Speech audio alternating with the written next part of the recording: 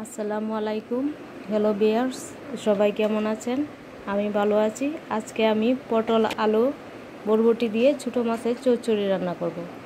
আপনারা সবাই আমার ভিডিওগুলো দেখবেন এবং লাইক কমেন্টস শেয়ার দিয়ে পাশে থাকবেন। ধন্যবাদ সবাইকে।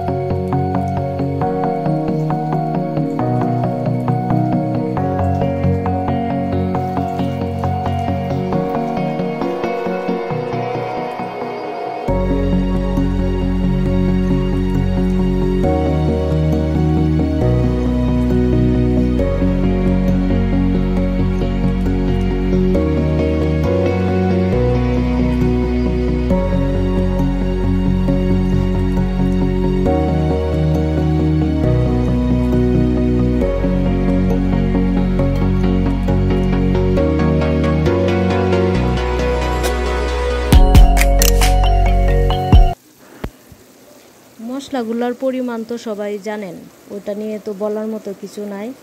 রান্নাবান্না তো সবাই পারে।